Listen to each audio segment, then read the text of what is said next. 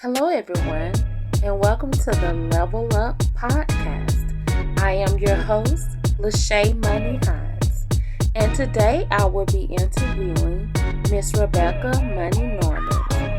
She is the director of Troy University's Learning Center, and I must admit, Miss Norman's left me with some gems on today.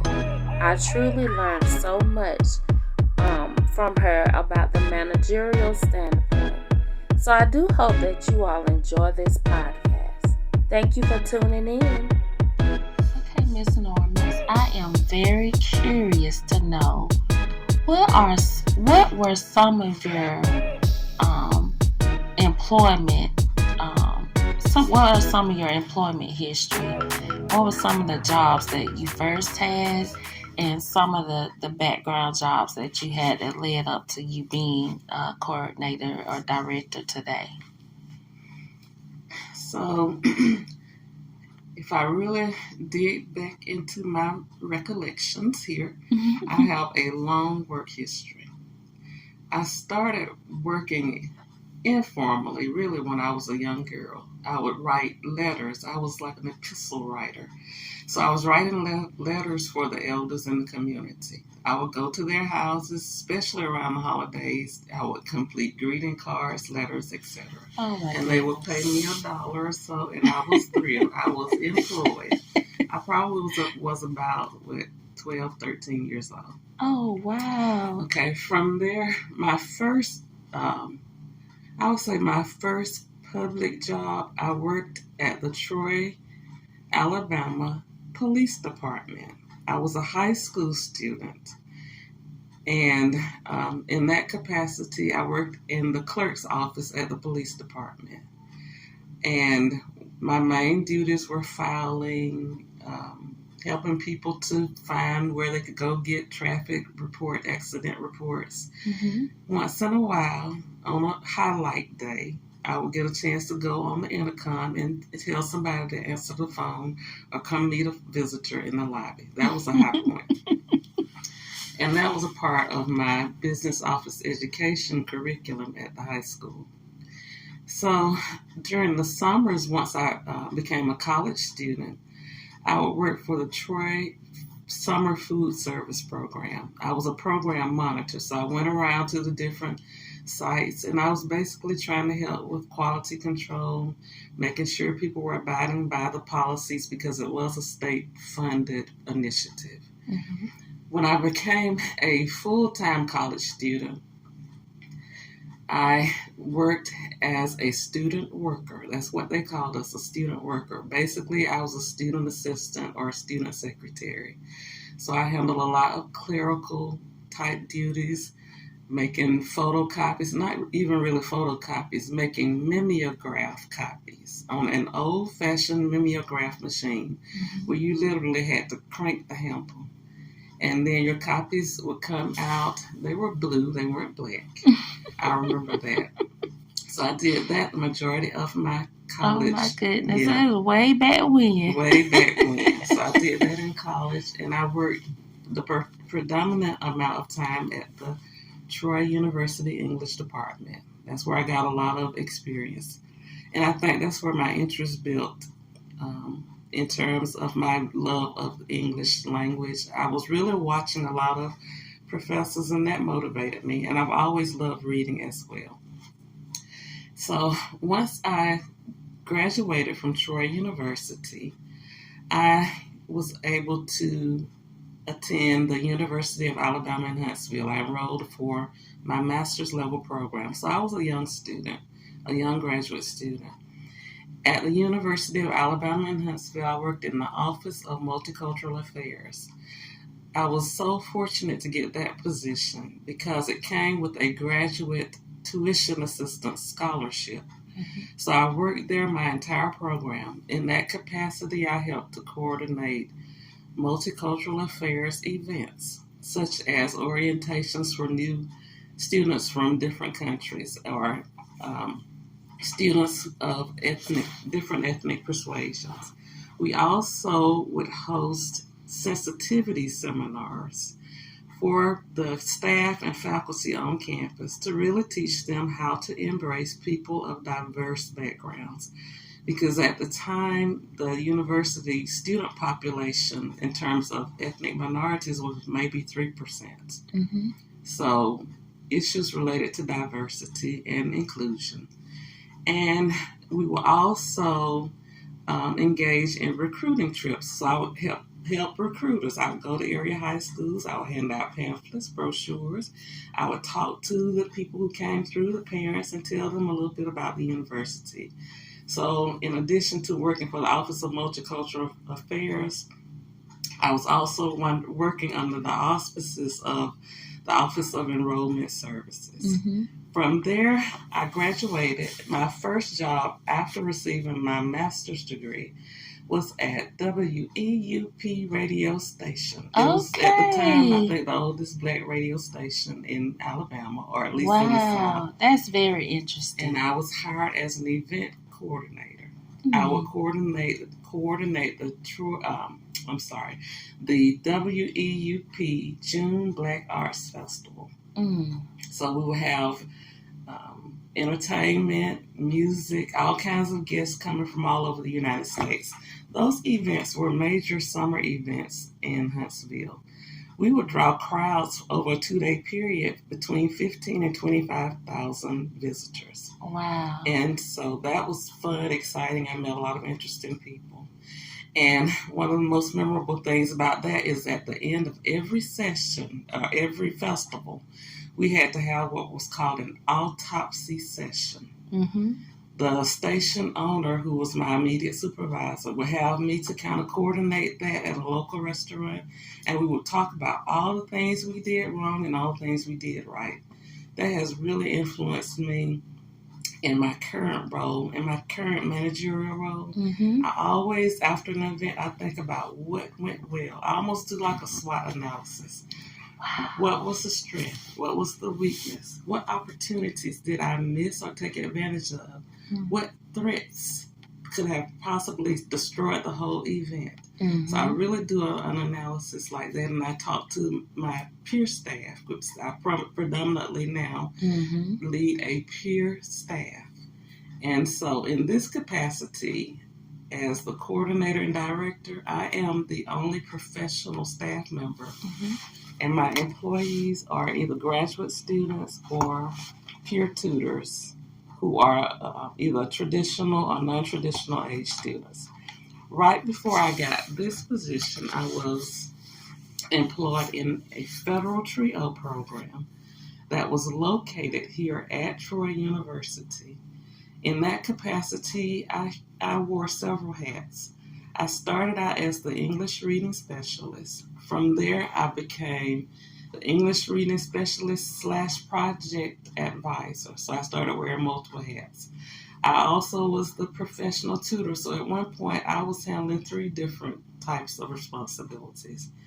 I learned so much with the Federal TRIO program, and I worked the longest with that program from approximately 2005 until my employment here in 2022. Along that time, I also occasionally worked as an adjunct for the English department and for the international program. I told you it was a long history. But I'm surprised I remember, because it's very interesting history. Each one has, I see now in retrospect, Mm-hmm. how much each one has facilitated what I do now. Mm-hmm. So I did that. I worked as an English reading specialist. I worked as an adult education instructor. I did that part-time. All the while, I was also working with the Federal TRIO program. So I learned to wear multiple hats and handle multiple tasks, multiple responsibilities.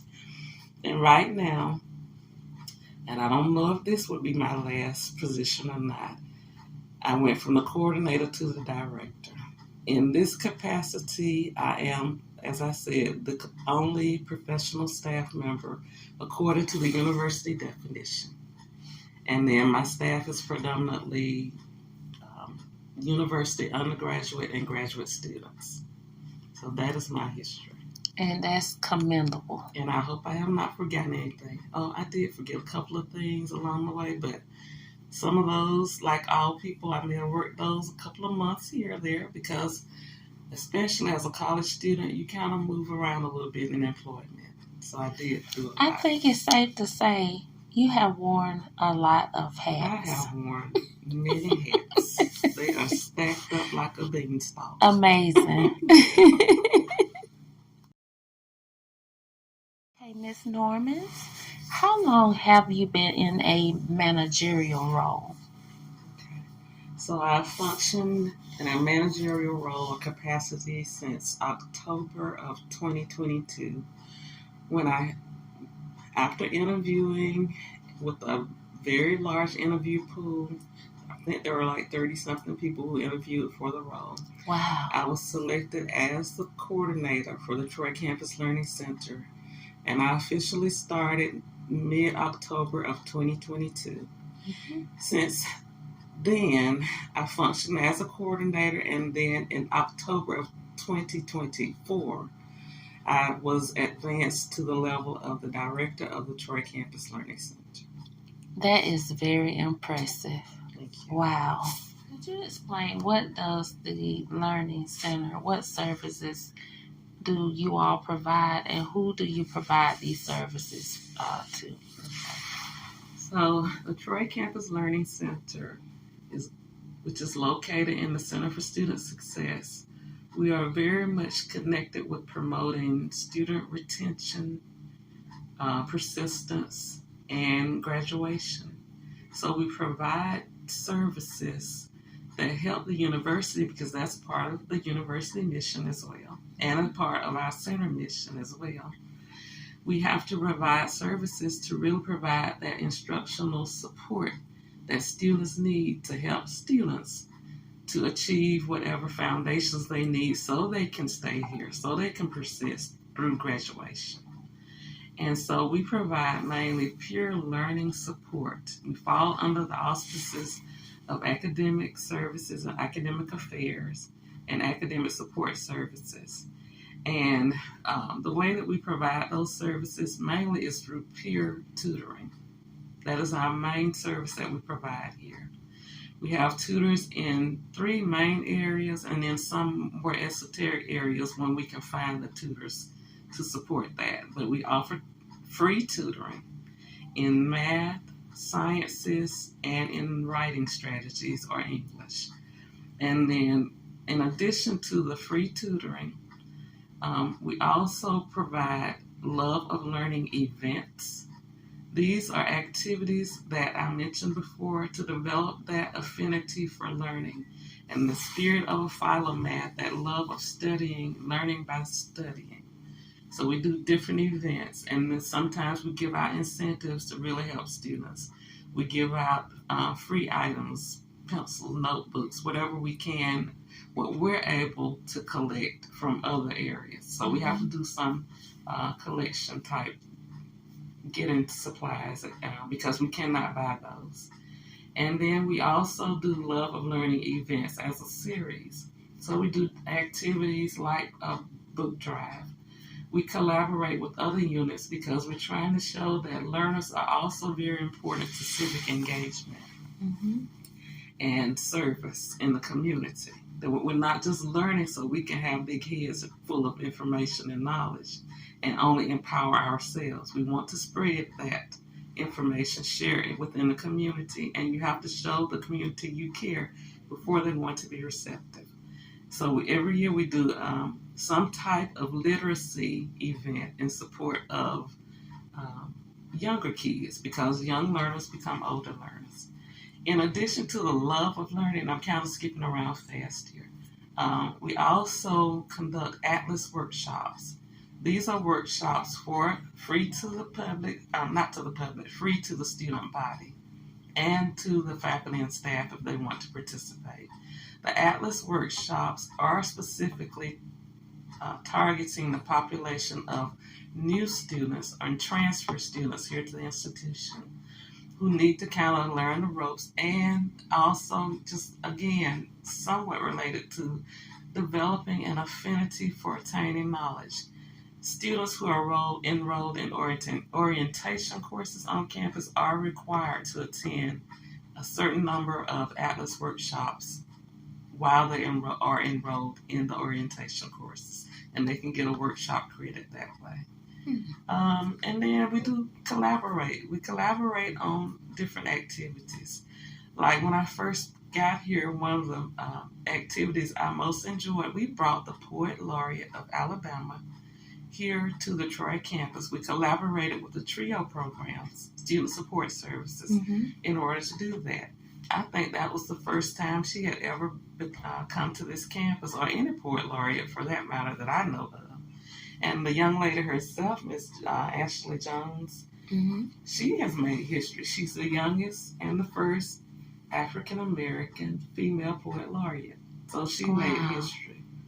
So things like that. But all of our services are free and open to Troy campus learners.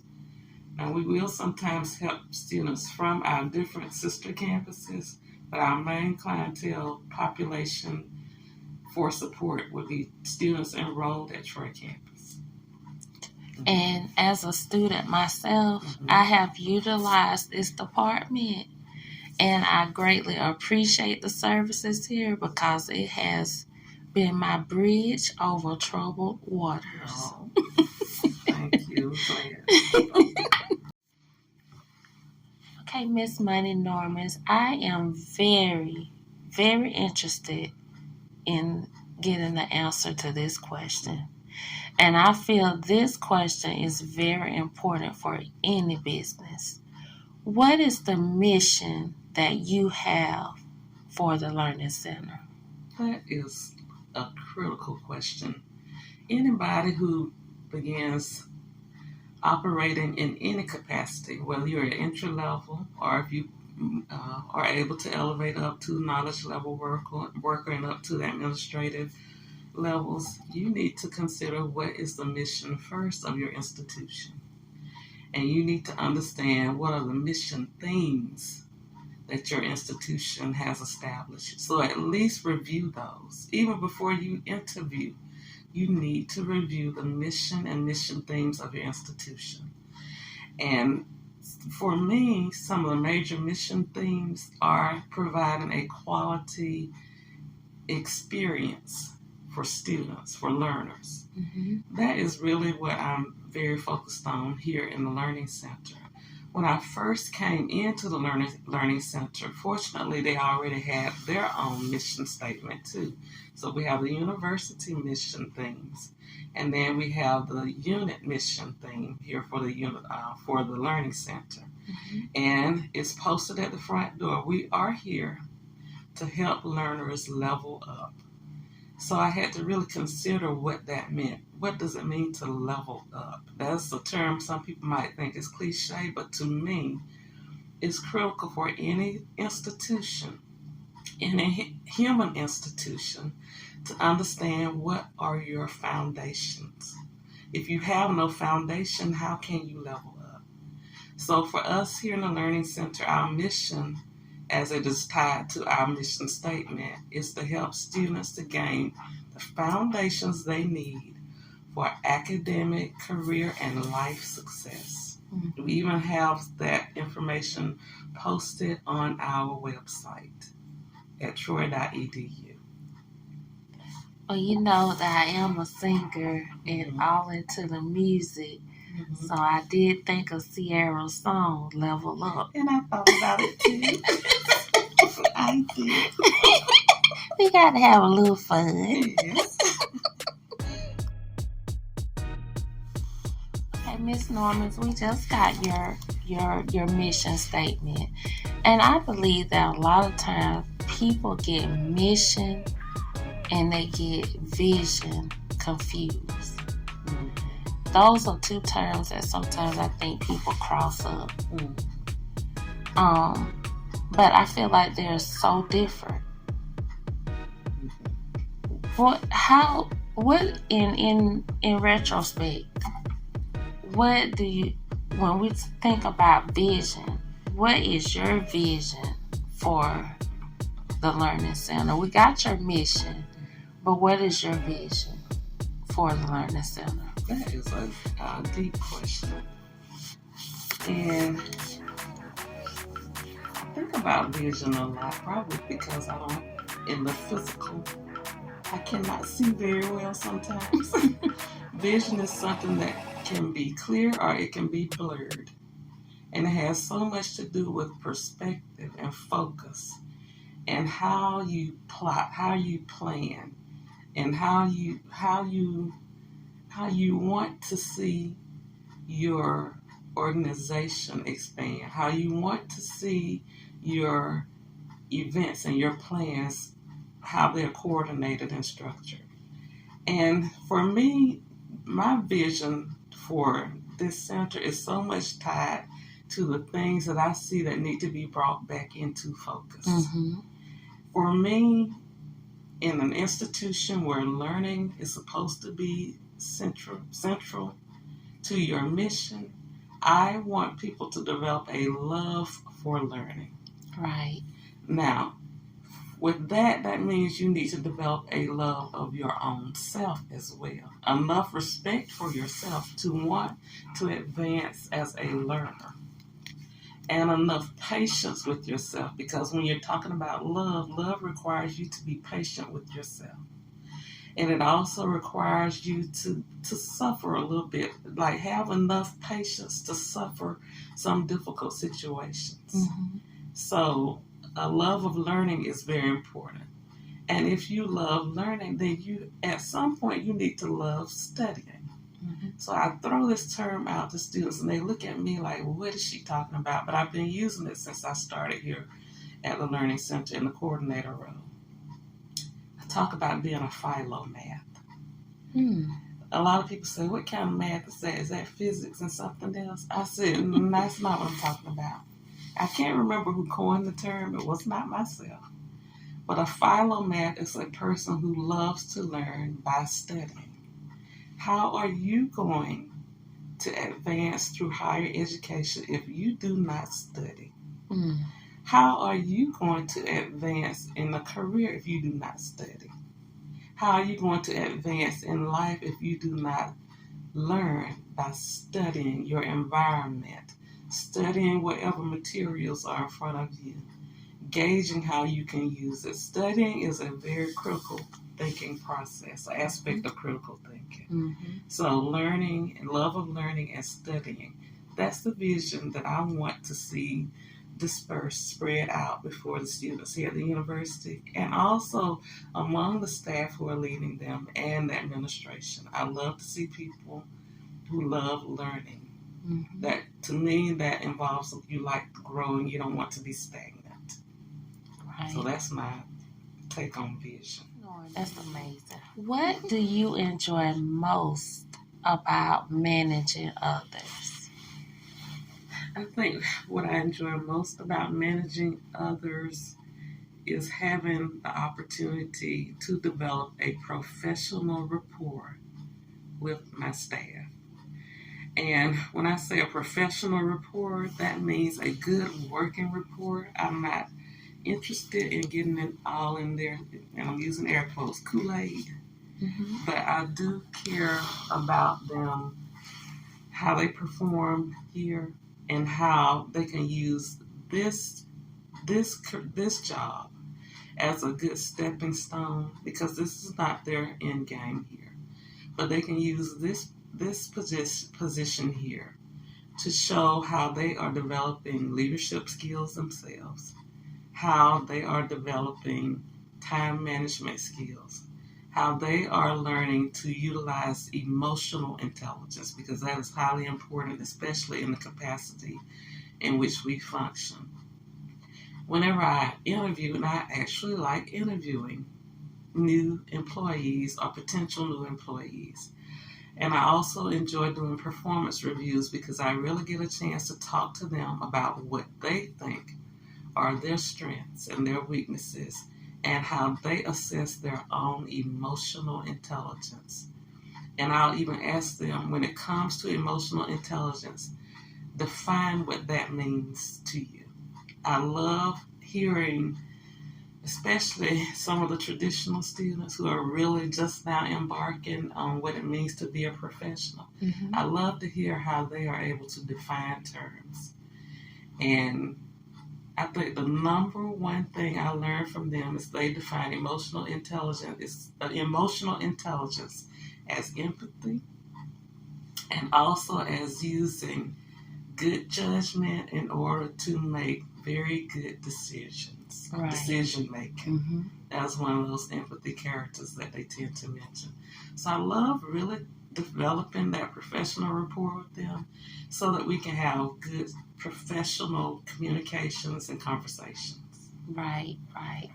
And it sounds like they're developing skills under your leadership that they can take along throughout life that's going to really help them as professionals. And it's going to give them a good tools going throughout life, so that they will know that, whenever you're working, that this is a job, this is not a game, that you have to always show yourself to be approved. So it sounds like they're blessed to cross paths with you. And thank you for saying that. A lot of them tell me that this is probably the best job they've had. They said they've learned a lot from the way that they watch me lead. I do not hover. That's not my management style, hovering over them.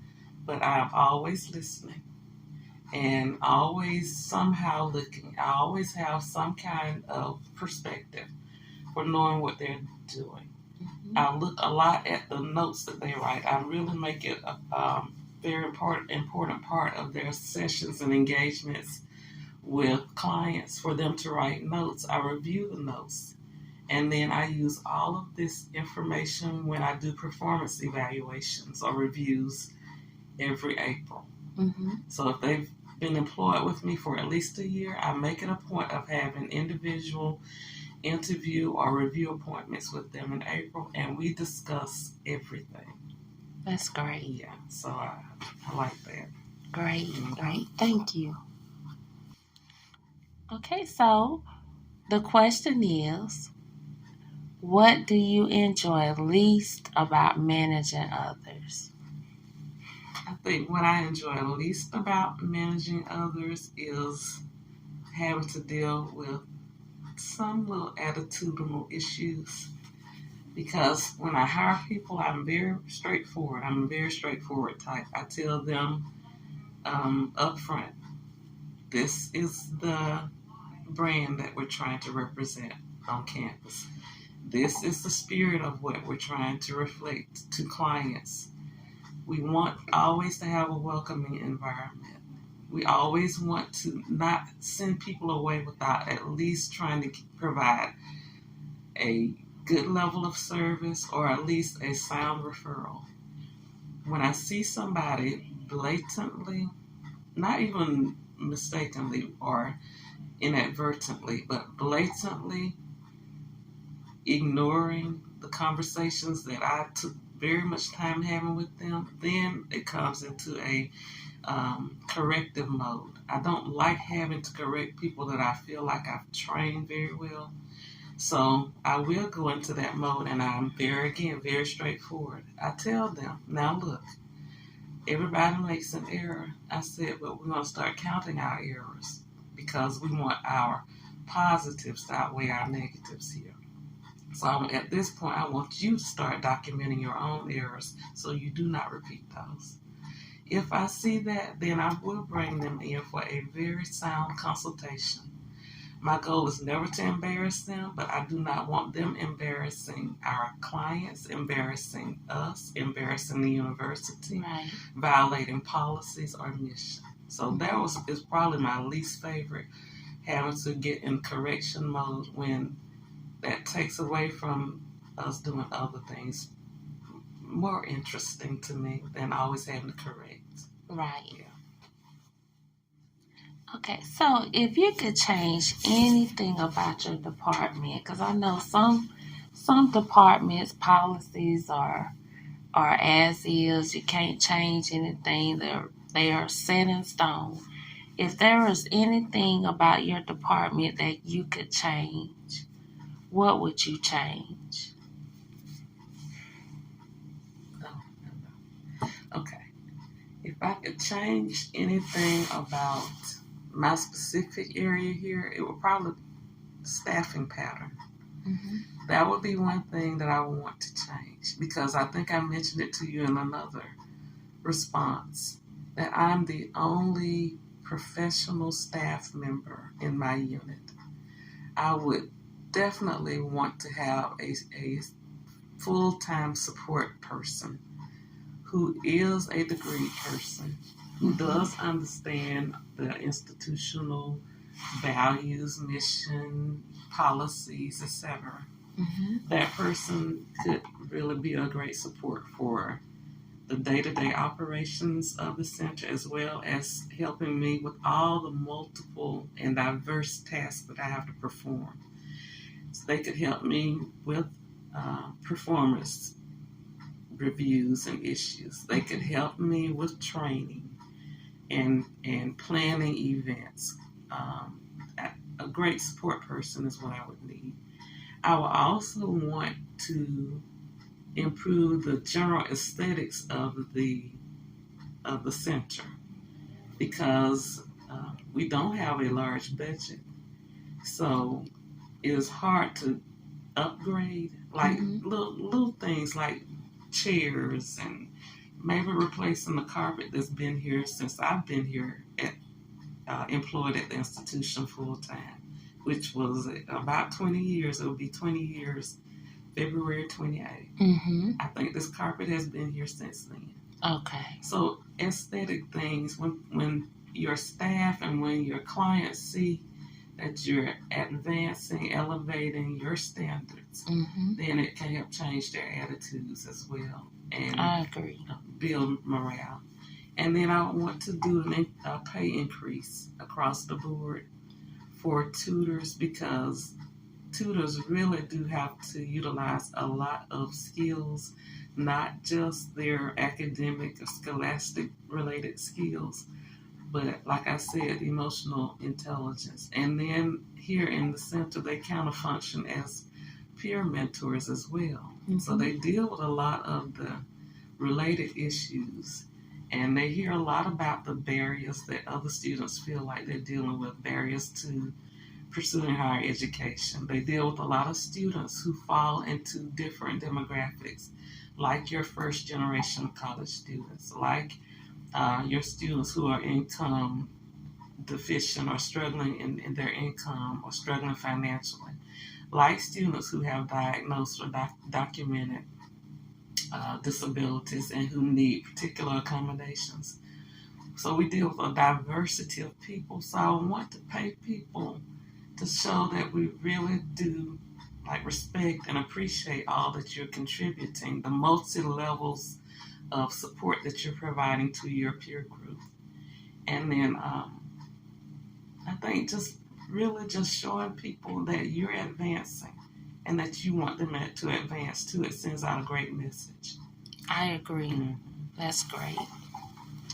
Okay, Miss Money Normans, how do you use POLC, which is planning, organizing, leading, and controlling, in your role as a director? Okay, so I had to write some notes down for this one, because this is a loaded question. Okay. And it made me think about when I was an undergrad taking some business courses, and they would talk about the different management processes and steps, managing steps, and engineering process steps. So it made me think about that. Mm-hmm. So when I think of planning, I think a lot about what they do here at the institution. They have students who take orientation courses, and we deal with a lot of those students. They have to develop what are called SMART goals. It's goals that they can actually achieve, but they have to think about them very strategically, thinking about them and putting timelines on them as well, which kind of goes along with the organizing aspect of what you mentioned. Mm-hmm. When you're organizing, you do need to establish time frames that are feasible. And then you also need to have a clear plan or plot out your different events that need to occur, or different deadlines responsibilities and tasks. Everything needs to be scheduled and planned out correctly. And then when I think about leading, I think about conducting. When you're leading, you're conducting, you're directing. And so how you lead has a lot to do with how you're conducting yourself. The type of leader you are has a lot to do with your leadership character, your leadership profile, your leadership conduct, your ethics, and what you're modeling in front of people. Mm-hmm. And then when I think of control, the first thing that came to me is what I do not like, which is micro-controlling. Standing over people, hovering like a helicopter, floating like a butterfly, waiting to sting like a bee. That's not what I'm trying to do. No. So I think about controlling in terms of quality assurance and quality control, making sure you're giving out the best quality. I also think about fiscal handling of your funds, responsible fiscal management of funds, making sure that if you're making purchases, they're authorized by the institution and that you're aware of the guidelines and purchasing controls that they may have. Okay, like for me at this institution, I wanted to go buy a broom. I was not authorized to buy a broom, so I had to donate my own broom, and you should see it. It looks like a big teardrop. I used it so much, but the institution did not authorize me to buy a broom, so I could not.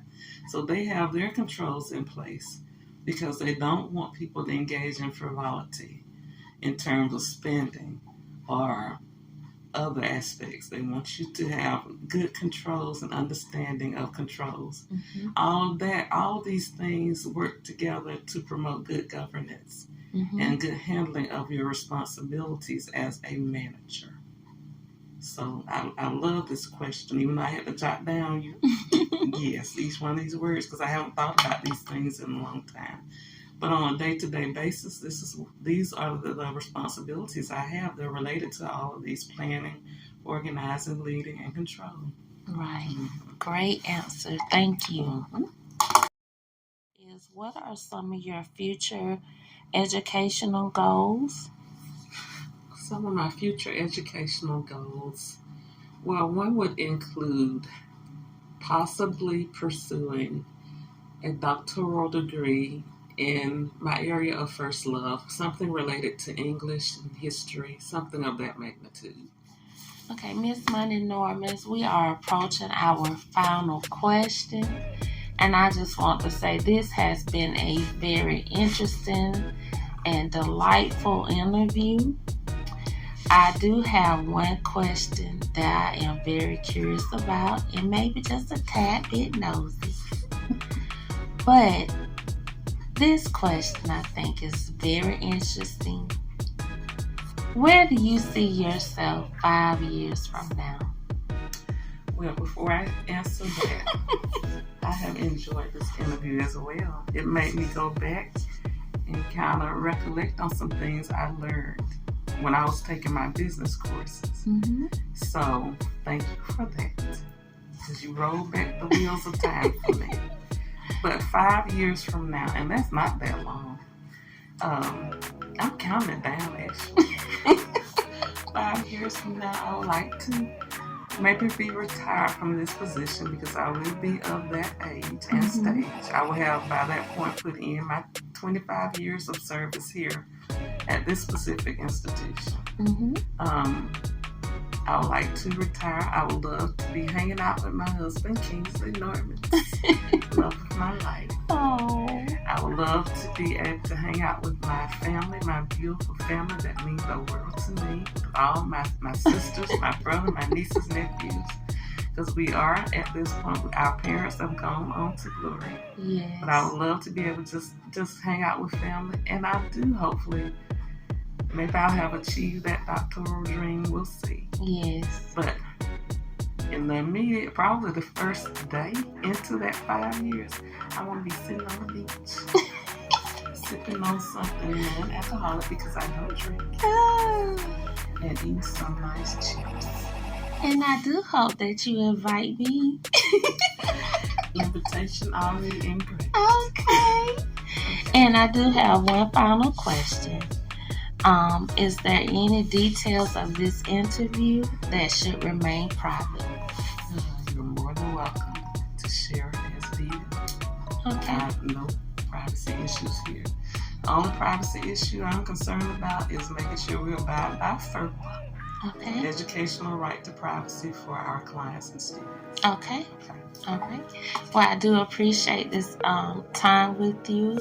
It has been very educational for myself. I have learned a lot.